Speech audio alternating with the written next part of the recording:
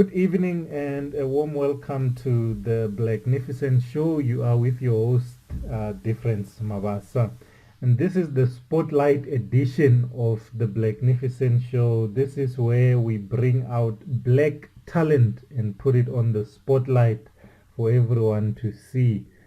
Because if we don't do it ourselves, no one is going to do it for us. So this is that platform where you get to see what other black brothers and sisters are doing out there.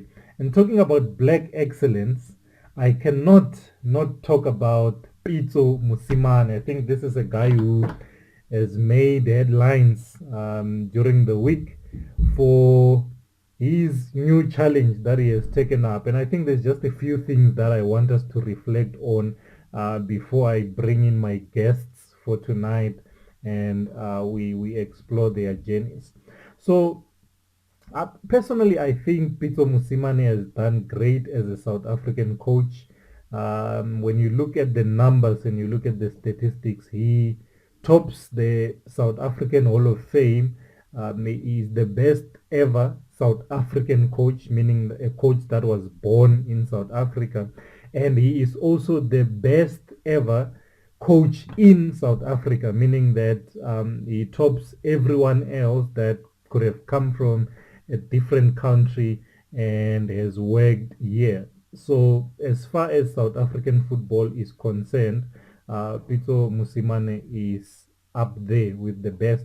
I think we had Ted Dimitru as the number one coach in South Africa for a very long time, and Pitso Musimane has overtaken him to occupy that number one position. And I do feel like he has taken a step in the right direction by accepting a new challenge and going to coach the biggest team in the continent, arguably, which is Al Ahly. And now what he will be focusing on is becoming the most reputable coach in Africa. And I'm talking about him because I feel like, we are very critical and we are too harsh when it comes to judging each other as black people, and we don't receive black excellence that well. I mean, people are already talking about how people don't stay long in North African football, our managers get sacked and all of that, and we refuse to look at the positive body of work of Pitso Musimane. But from my view, from my own perspective, I feel like Pitso Musimane is a very great coach, a very well established coach, an epitome of black excellence, and that is what we need. And for him to take up that challenge, I don't think there is anyone more deserving and anyone more fitting to be a coach of a club of that stature. And we can only wish him well. I think every time a black man, a black person does well, we should celebrate. I already saw memes. There's a picture of Pitso with the players in Egypt, and people are saying the players are not happy. I mean, like, from a picture that was just captured in a very random moment when no one was posing for it. I don't know what people are expecting or what people want out of that, but I think we should be able to give Pitso a chance because he has worked his way up and he fully deserves this. I think he can coach any club in the world. I am not for African footballers and African sports people going out of the continent and achieving things there, because I feel like we can establish our own sports here to be that great and to be highly competitive, that we do not need our players to go out of the continent. We do not need our coaches to go out of the continent for us to say that they are successful. But I do believe that Pitso Musimane can coach any team in the world with the level of professionalism and the level of knowledge and experience and passion that he has. And I just wanted to touch a little bit about that because I feel like we need to celebrate each other as black people. So tonight's show is not live. I'm gonna take you back to an interview I had with two phenomenal gentlemen that joined me here about 2 weeks ago now. So I'm just gonna take you back to that interview, and I hope that you will enjoy that discussion that we had. And yes, have a magnificent evening. Good evening and a warm welcome to the Blacknificent Show. You are with your host, Difference Mabasa, and tonight I'm joined by two phenomenal gentlemen. We will be exploring their stories and their journeys. I have with me Karabo Madiba from Vision Music, and I have Rodney Phasha, who is an owner of a brand called African Child. Gentlemen, welcome to the show. Introduce yourselves. I'm so excited to have you here. All right. Hi to all viewers out there. My name is Karabo Madiba, and I'm speaking on behalf of my company, Vision Music, which is the child company of Vision Group, and we mostly just focus on bringing up new talent and just new music. Yeah. In essence. Oh, as for me, hello viewers. My name is Rodney, and then what we do in African Child is we produce kits in which it can be shirts, beanies, or anything, you name it. So what we do is we do an African Child what you can say that, but then what we do is like we make our profits, and then based on our profits we give to the needy ones, which are like black African children. Yeah, that's what we basically do. I think this is excellent because when you look at your work, I mean, like from start to finish, it has the black child in mind, and it brings me to a conversation I want us to have, because for a black child it's a little bit difficult to get started, and that is one thing that you must conquer. That's a mountain that you need to climb. How did you conquer that anxiety, that fear, those insecurities that you might have had in the process, and how do you then come up with something as big as Vision Group and then Vision Music that is doing exceptionally well at the moment? So I think I've always lived by the words that you have to learn how to do it afraid. Yeah. Because fear is not something you get over. Fear, I believe, is something that you learn to live with. You know what I mean? It's not like you're going to stop being afraid of dogs or whatever fear you might have, but you just have to go through the process of learning to live with that very thing that you're afraid of. So, hence, the process of starting, I won't lie to you, it was a very daunting task, but that what motivated me was starting and wanting to have something of my own. I think that hunger precedes itself. When you have that type of hunger, especially with something that you're very motivated to do, that's what actually separates a passion from a goal. A goal can be anything that you want to achieve just because you feel like you need to achieve it. But passion has something more attached to it, which is purpose. Yeah. And when you have purpose, then everything seems attainable. So I think the starting journey, it was very difficult because now, if I had looked at the finances and whatnot, my background and everything like that, till this day I will still be thinking that I need to start something like this. Yeah. I need to start this. Yeah. So I looked past all of that and I just started. Yeah. And we started with, it's not very old because I think we only started to do we only released our first EP last year, December, which was the first chapter under with our artist, which is J. Kevin. And before we actually released the album, we had performed, just as we had shared, I remember there was a point we shared a stage with, there was King Monada as well, and we shared a stage 1 year with, I think, Dr. Malinga as well. So, and that was before releasing of the album, and that's from our home. So our fan base is mostly from our hometown in Limpopo. Yeah. So that's where we focused all our efforts on. Amazing. And you talk about, just start. Yeah. And I'll give an example with myself. I think it's something that I've struggled with for a very long time because I want my idea to be perfect. I want to have everything figured out. I want to have risk. I can tell you now, I've got ideas that I've had since high school, and I'm still going to implement because I just felt like, do I have the resources now? Do I have the people? Do I have the money? Do I have everything that I need? And only when I have answered all those questions can I start. And we don't realize that it might be a trap for us because it might take you a very long time, like it did with me, to acquire all of those resources. So Rodney, let's say in your case, right, you are building a brand that you want to put out there and you are competing with giants in the industry.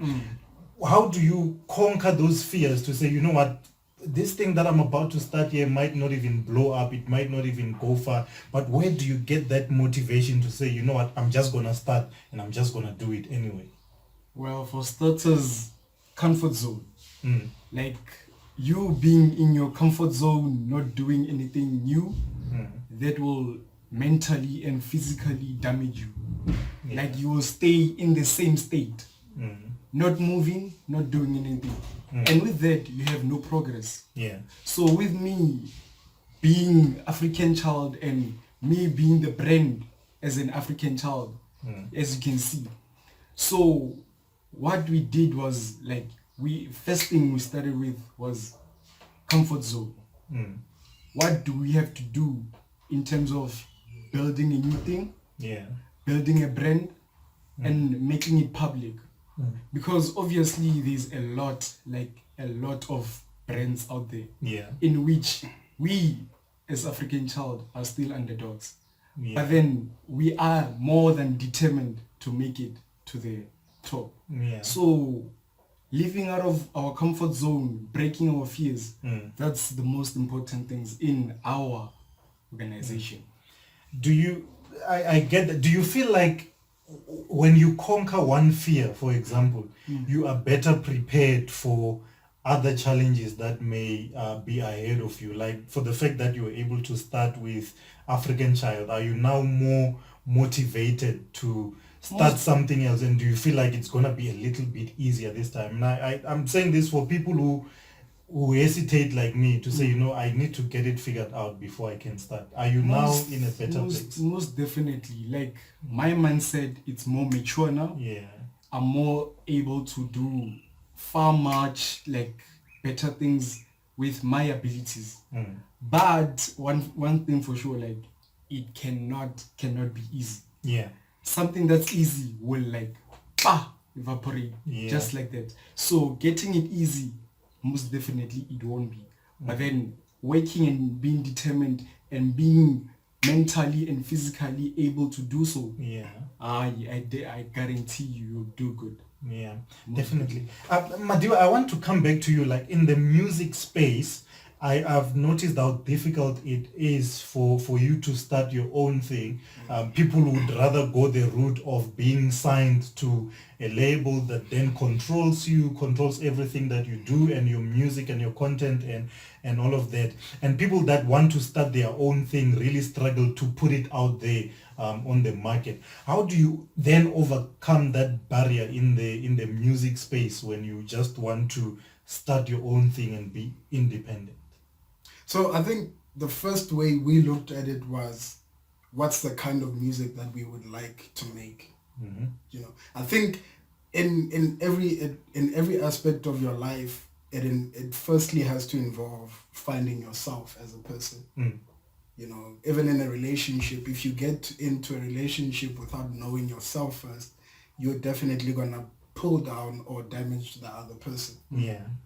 So the first step was in us actually figuring out what is the vision that we have in what we want to do with what we want to do. So we were like, we want to have complete control over the product that our listeners get to hear. Hence, till today, none of our music has any swear words. Because that is the vision that we wanted to put out there. And number two, when you have a label that's governing you, like you say, that it actually limits you in terms of your creativity. Sure. You know, you may want to release a project, let's say about your mother, and then they're like, it's too soon. Yeah. You can't do this now. Your fan base does not classify you or associate with you as a very deep person. Yeah. We need you to be young as your. Yeah. However, so the way we looked at that, we were like, first of all, we want complete control of our craft, and in order to do that, it means that we have to put in the work. That makes it 10 times difficult, because now being signed to a label, it's as simple as signature and everything gets done for you, and all you have to do is just appear and dance to the tune. Yeah. But being independent means that you have to do each and every single thing, from the marketing to the production to everything, distribution as well. Yeah. You have complete control over that process. So barriers, to answer your question more, actually, there's a lot of barriers, because now, you know, when you're under a certain label, people have certain agreements or understandings or contracts to say that we, as a certain radio station, we agree that on a monthly basis, or whatever track you release, may please premiere on our show first. Then that's how they make revenue and so forth.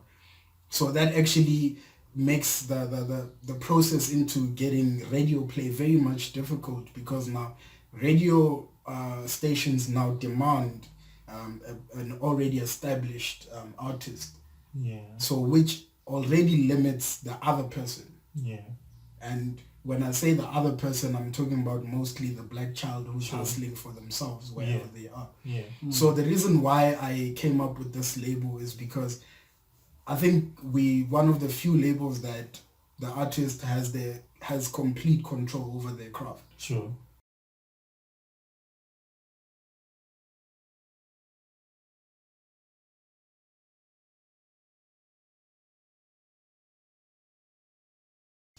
So I think before we get to the message part, you know, you can't get a good product out of an artist that is uninspired. Yeah.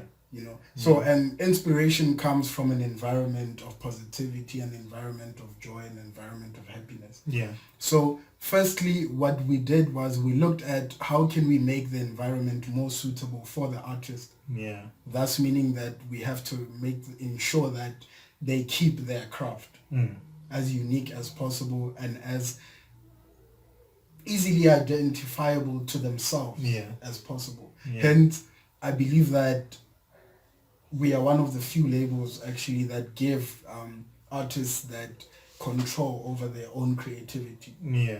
You know. So with that said, once the artist is in a positive state of mind, then the next step would be that now, how can we empower other people to do this? For the mere fact that we have an artist, a black artist, or any artist for that matter, that can have that level of creativity or lack of restraint, if I can put it like that, it's already an upliftment in itself. Because now you get someone that's not scared to voice out their own opinions with regards to a particular matter. It can be whatever that's going on at home. It can be whatever that's going on politically. You get someone that's inspired to speak their own mind. So that, I think, before we get to see the fruits of what we do, we have to firstly redefine what we mean by artist. You know, an artist cannot be someone. First of all, I think, for me, the term artist and creativity, I take them in tandem. They're very parallel to me. Yeah. You know, so you can't be an artist and then lack creativity. Because I feel like those are one thing. Yeah. You know. So your artist has the freedom to express themselves in whatever way that they want, and whatever we get out of them is obviously what they are going through and the kind of space that they are in, and it's all dependent on their well-being and all of that. So I get that, and that is something that is very important, because I feel like music should sort of reflect reality, you know. We've had people that through their music tell stories that are very far from reality and people cannot really identify with. And I feel like that platform is very important for a black child to be able to be themselves wherever they are, instead of trying to be someone else, trying to sound like somebody else. Yeah. And I feel like that is important. So Rodney, in the clothing industry, I just want to understand the direction you are going with African Child as a brand. Do you see it as something that you want to put out in the market and have it in retail stores where people can actually buy? Like maybe you would send it to Mr. Price, to Jet, and to all these other retailers that are there, or you see it as a purely African Child thing where someone can go to an African Child store and get African-made clothing in there?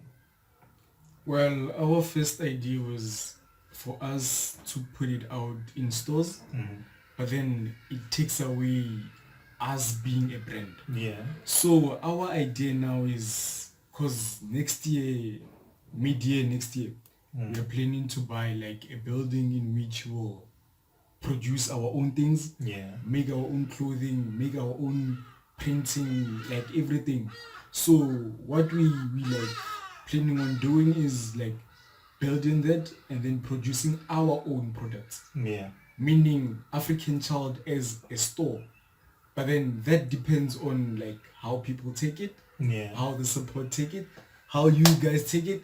So yeah, we planning on doing that, and yeah, we'll see from there how things go. But then our main idea is to build like a factory in which we can do our own things, build our own company, and then because from us in the past we saw worry building something in a rush, like making money in a rush.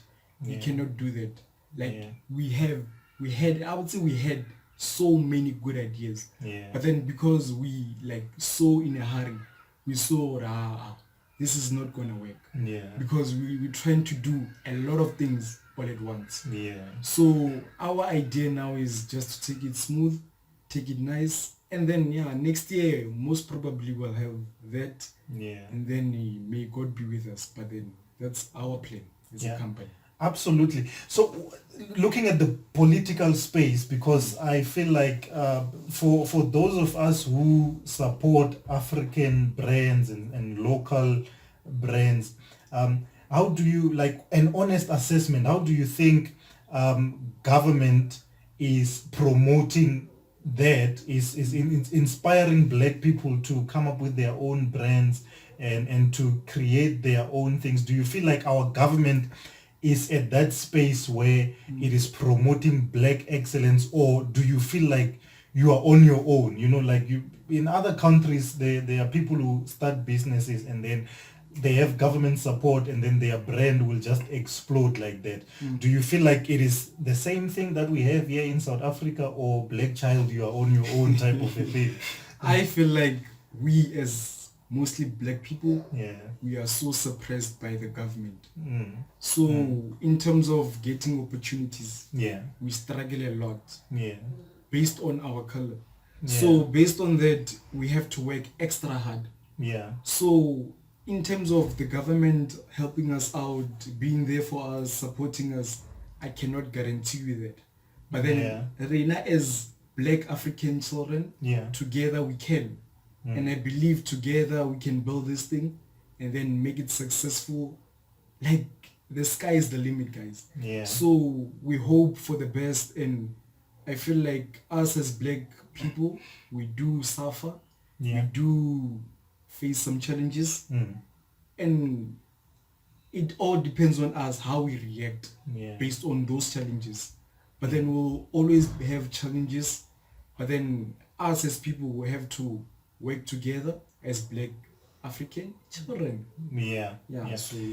Exactly. And so from the people, how is the support? How have people received your product? Because I want to say this, you know, I saw DJ's booth now has cold drinks, right? And there was a false information that was sent. People said that 2-liter bottle is gonna cost you something like 25 rands and stuff like that.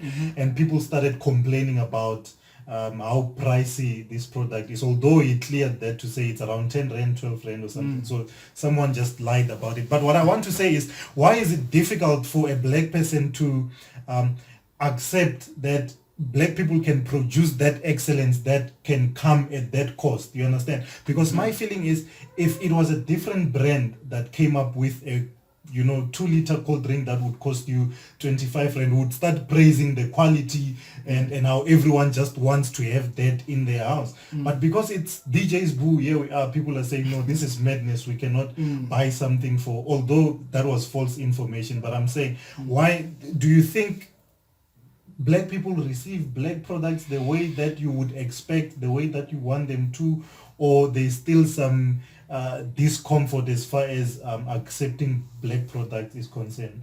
There's challenges, Yeah. and then with those challenges, like, there's a lot.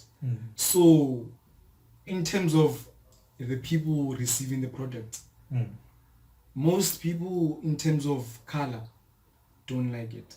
In terms of being white, you don't appreciate something called African child, because from the word African child, you can see, oh, African child, obviously it's a black person. So from that, it kind of divides us as people. So, but then based on that, based on us, based on being together and based on building each other, the product was made for us to be together. Yeah. The product was made there to support each other. Yeah. To always be there, to always have that brother sister. Yeah. So based on that, a lot of people have come forward saying, oh, I like your product, Yeah. but you can do this. That is what makes us unique as a company. Yeah. Like, we try to be out there, ask suggestions, what most do you want us to do in the product? Yeah. What do you like? What don't you like? Such things. So based on that, we growing, and then we like our support, your support, and yeah, we're growing as a company, and the support is there now. It's most definitely more powerful than before. Yeah. But then we moving forward as a company. That's amazing. So Madiba, I know you as someone who is more objective and always has a balanced view on things. So what do you say about this situation now where we don't seem to be confident about black brands and whatever stuff we have on the market? Do you think this is a case of unconscious bias? Do you think that colonialism has actually affected our minds such that we just want things that are not from here? The fact that something comes from far, something was exported, we sort of have an inclination towards that. How do you assess that situation on the ground?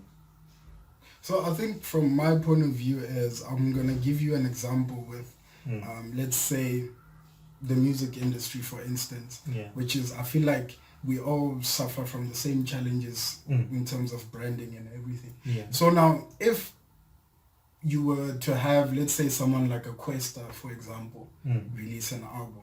Yeah. And let's say a well-known international artist releases an album. If you look at the charts, for example, who's most likely to do well on the charts? You can get a Questa, he will top them for that first few weeks because the album is still new and everything. That's until maybe a Beyonce or a Taylor Swift releases an album, and then we've forgotten about Questa after that. Which I feel like it's a dynamic that now all of a sudden it's gotten better, and now hence we get our local artists now, they can actually sell gold, they can sell platinum. But if you look at it, how much is gold? Gold is like 20,000 copies. Yeah. You know what I mean? So it's a different scale all in all. So now it brings the question to say that we as black people, do we really appreciate the craft that we have? Yeah. Or have we been, as you mentioned, colonism in a way. Yeah. So as you mentioned that, I was thinking that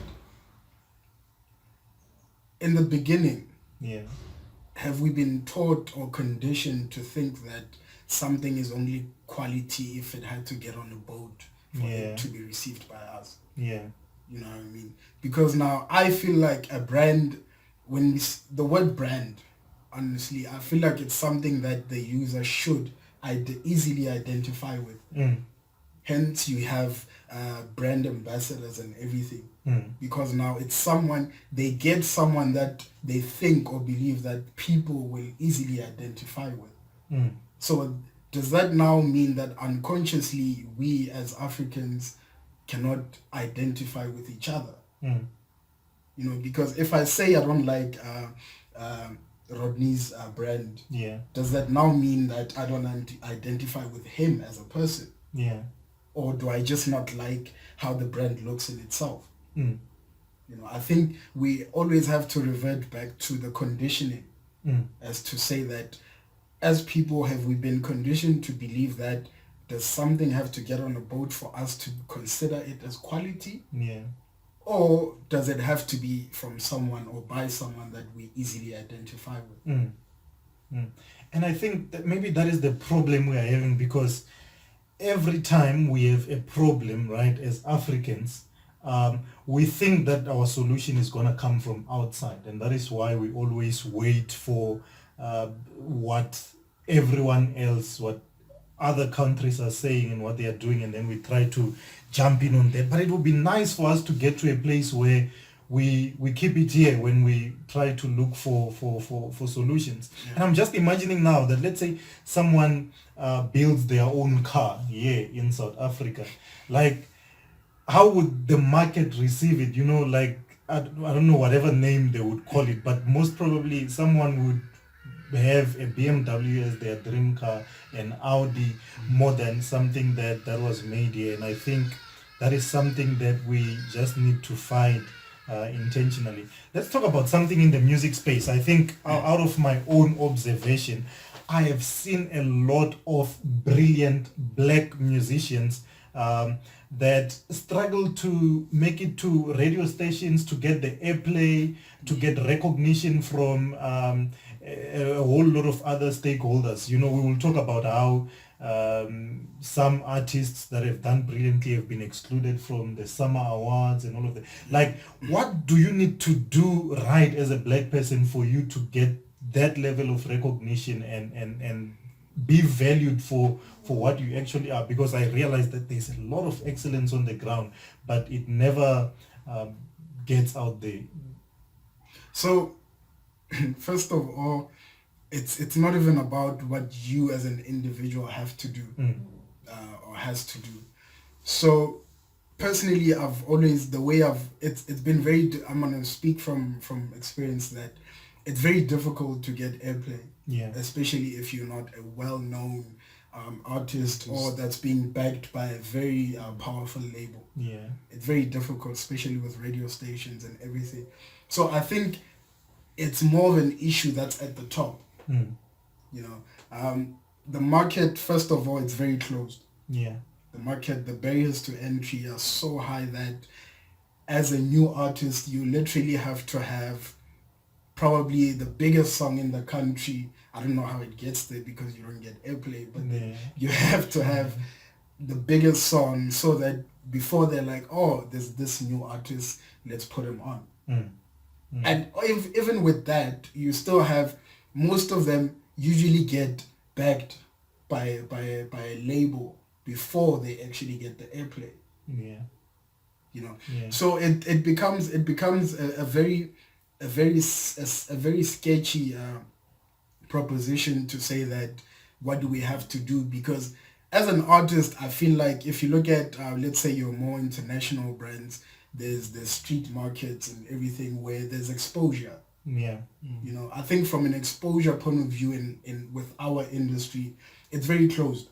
You know, hence we don't, the markets we have food markets, we have all these other markets, but then there's never been a market where it's specifically for, let's say, music, new talent. where we not exploit, but then we explore and we galvanize and we advertise new and brilliant artists, and we actually pay the artists for their work. I think which is another problem that we have in the industry, which is most of our artists are very much exploited. And you get a point where I remember the few gigs we used to do, they were for free. And we, not as much as you can demand payment, you get people saying that if you want payment, then it's fine. But then out of our own, I don't know, I don't want to call it desperation, because now we were so hungry that we wanted to get our name out there, and such that the money came second. But if you actually take a very deep look at it, it's actually exploitation, because now you cannot, there's other people that are performing and getting paid. However, we're at the same event and I'm performing probably for even longer than you, but then I'm not getting paid. You know, I think that's the level of bias that we've encountered. And I think the sooner we realize it, the better, because we really need to pull ourselves up as the black body, and no one else is gonna do it for us.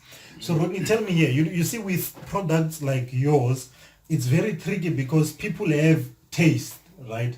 And to try and get someone from loving a certain brand to identifying more with your brand is going to be a little bit of a difficult task, because here is a person who says, you know, Mina, I only rock Adidas. And you come up with African Child and you want to sell it to this person. What kind of a strategy do you use, you know, seeing that people are already more familiar with certain brands, and what is the bigger plan with African Child? Because I understand there are people that come into the market and they produce something and sell it at a very high price, prestige pricing, so that people think that, yes, this is quality. And then there's people that just come and then they are on entry level, you know, affordable stuff, so that everyone can be able to get it. How do you balance between that so that you put out your brand in a way that people would identify with it as something of quality, or something that is just accessible to everyone? So what is your plan then? What is your strategy? How do you navigate through all of those complications in the market? So first of all, like I said, African Child was made for the less unfortunate. So based on that, we had to make something that's quality, something that will last for like long periods of time. So with creating African Child, we had the idea of creating something that it will last. Meaning, if we do that, the children will have clothing for a long period of time. And the idea of African Child came whereby we as a company, we just selling the clothing, and then the profits were going to the less fortunate. Meaning we don't make much out of the company. So based on quality, we make it our ultimate goal to come up with only the best. And our second name must be the best, because that's what we produce. We love our product, we care for our product, and we want nothing with our product. So with African Child, we can expect nothing but the best. That is amazing, and I think black people need to get used to that. You know, that there's quality in blackness and there's excellence in blackness. We're gonna try and wrap it up, but I just want to find out from you, what advice do you have for someone who wants to start something similar to what you're doing? Maybe I can start with you, Madiba. Here is someone who thinks that, you know what, I've got a group of young artists that are very brilliant, and I think we can start something instead of us trying to reach out to record labels that are going to exploit us. How does someone get to a place where you have gotten to say, you know what, I'm just gonna start with this, and how do they prepare themselves for such? First of all, there is no preparation. in this space, because now you're gonna meet new challenges daily. Yeah. So I'm gonna go back to my initial point to say that first and foremost you have to start. Yeah. Regardless of what's in front of you or who's doing what, where, you have to start. And because you never know that another child's dream is directly linked to yours. Yeah. You know what I mean? So I feel like from a basis point, if you have that image in your mind that, you know what I'm doing here, I'm not doing it not only for myself, but then I'm doing it for someone else that's somewhere in Mtimkulu that has no idea what a record label is. Yeah.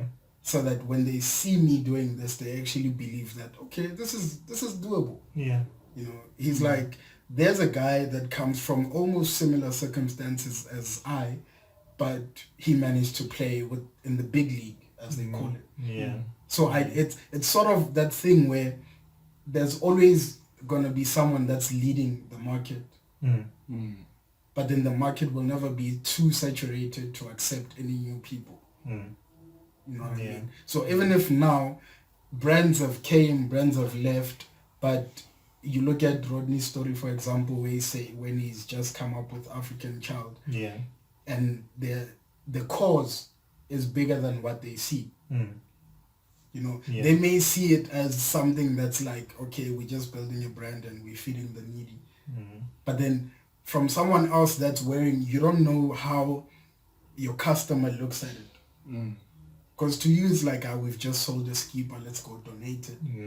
But to someone else, that your customer, the person that's wearing the t-shirt, what it means to them, it's like, I'm wearing a proudly South African item, and I feel like, you know what, it's possible.